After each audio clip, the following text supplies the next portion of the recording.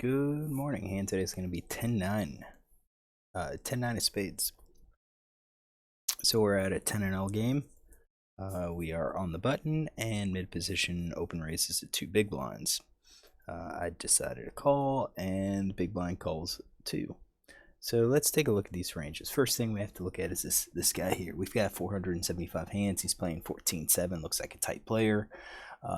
And when we look at his stats, actually it is. So early positions 10%, mid positions 9%, cutoff button are 22 and 25% respectively. Race first in sets actually pretty good, pretty decent. He does limp occasionally in early and mid. So this guy's got a pretty darn tight range. I'm putting him a range something like this. It's 10%.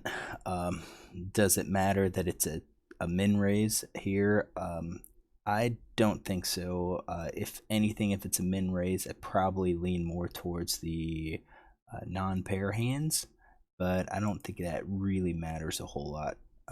We do have limp and call to raise with 4s and 6s and 7-6s, so we know that. Limped and re-raise, kings and ace queen, so he's got that in his tool chest. We've got, it's here, 3-bet range. You can see king queen off, ace queen, ace king. 4-bet range is aces.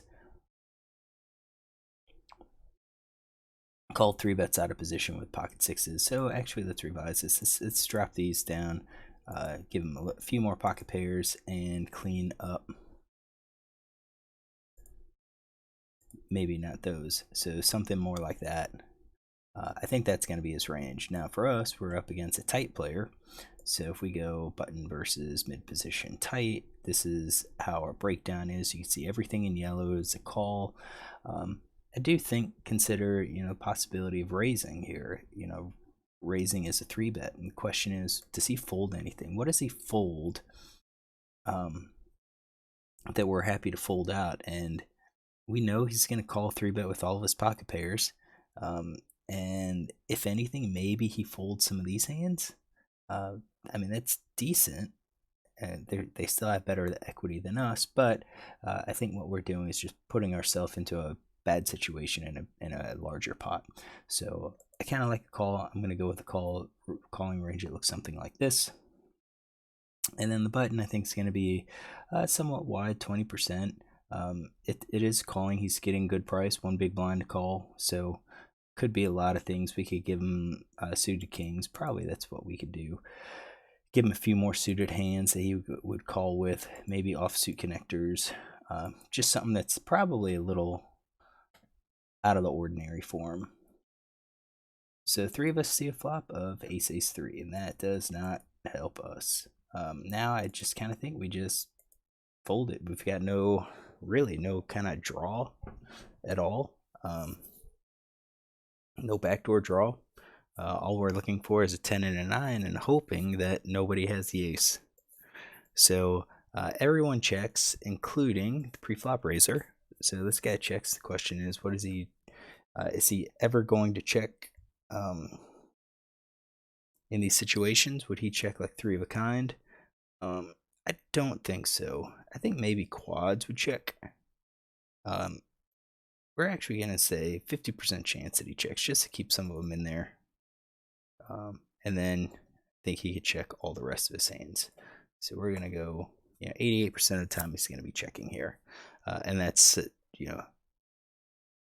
being tricky with some of the hands and with quads. And then it's on us. What do we do? Can we ever reasonably bet and get some value? And I think we could bet some, 3 of a kinds, some of our aces. I think maybe you bet like ace jack, ace 10.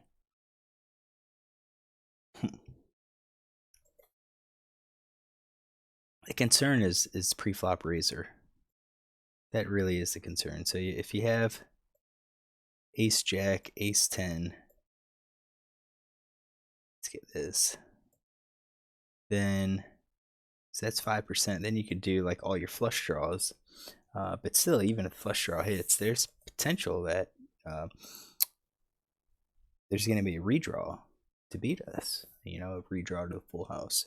So I think, checking is going to be fine here, even with some more like ace jack ace tens, just because, villain's going to be tight. He's tight with his ranges. So we're just going to go ahead and do that. So we're checking behind. Turns to 6 diamonds. Had we bet with our flush draw, we would probably continue betting. So we would continue betting our sets. And I think we would continue betting our flush draws or our flushes at this point.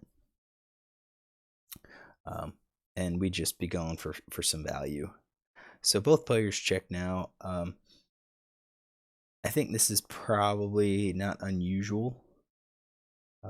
Question is, do I think full house is going to be at betting? I think he checks one more time. I think he checks with the flush as well. So I think this guy's going to have everything in his range. This guy checks to, I think at this point, quads and the full house probably are not checking. I think flush could have, percentage.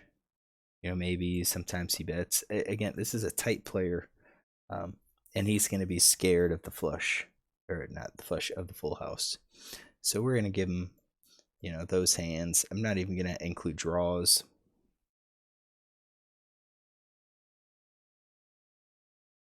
So I think that's his checking range, and then it's on us. And what do? We just check behind. So if we did connect, we would be betting the full house.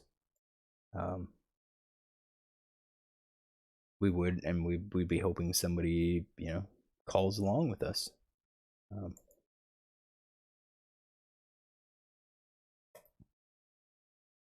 I think at some point we would probably have to include some draws, but I think that's going to be our checking range. So you could see that, we're just kind of, in the middle of the pack. Still, this guy should have, big hand, should have us crushed. So I don't mind the check. And then on the river, they all check. So at this point, I don't think this guy's checking his full house anymore. I think there's a possibility that he checks his flush, but I think he's going to be fairly weak. This other guy checks. So at this point, oops. Oh, that was jack of diamonds. Yep. So we're going to say full house. I think he would have checked. I think the nut flush could probably bet here, but the second nut checks. So we're going to give him something like that. This guy checks. So again, I don't think the full house is going to be checking. I think the full house is going to bet. But I do think for this guy, he is probably just going to check all of his flushes. So something like that. So now it's on me. Question is, could I bluff? I don't think this is a good attempt to bluff. We could. But any diamond's going to call.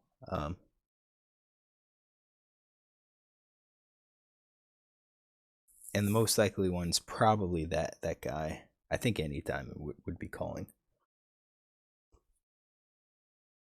I think we've set ourselves up because we've checked the flop, checked the turn, that if we bet the river, it does look like we've got a diamond draw. Or it looks like we have a diamond. So yeah, we could bet this as a bluff. And if we bet it as a bluff, we're looking at exactly 9-10. That can't win. And then you balance with full house. So I do think there's some value to betting here. I chose to check, which again I kind of think is okay. So you've got ace queen. That guy's got his aces, 3 aces. Don't know why he didn't bet, but we do have that in his range. And then this other guy that I assumed would be tight, he's got queen jack. I didn't include that in his range, so he just kind of whiffed completely. Maybe a little looser than I expected. So I'm going to go ahead and take a note on this guy because that was actually rather interesting. And we need to kind of get an idea of what is he doing, what kind of range does he have when he makes this min raise. So he does a 2 big blind RFI in cutoff. No, in hijack with queen of spades, jack of clubs. So he's MP, and he checks on ace of hearts, ace of diamonds, three of diamonds, six of diamonds, jack of diamonds.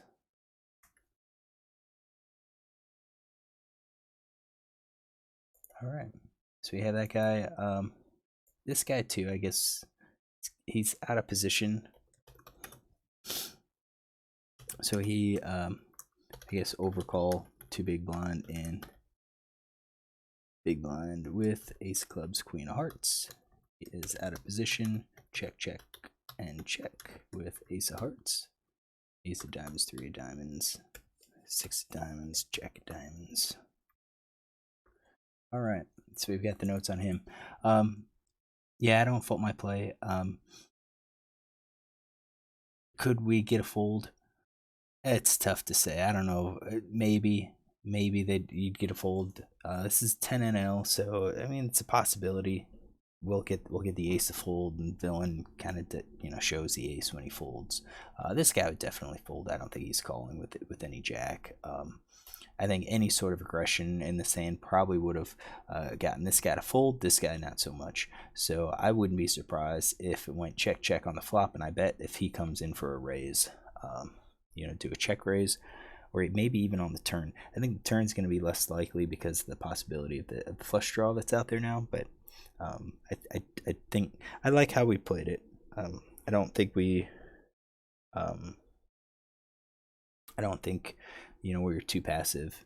I just, when we look at our ranges, 10-9 is going to fall into the range where we look at this board and say, we missed. Let's look for the next one. All right, so hopefully you enjoy this hand. If you do, look for tomorrow for another one.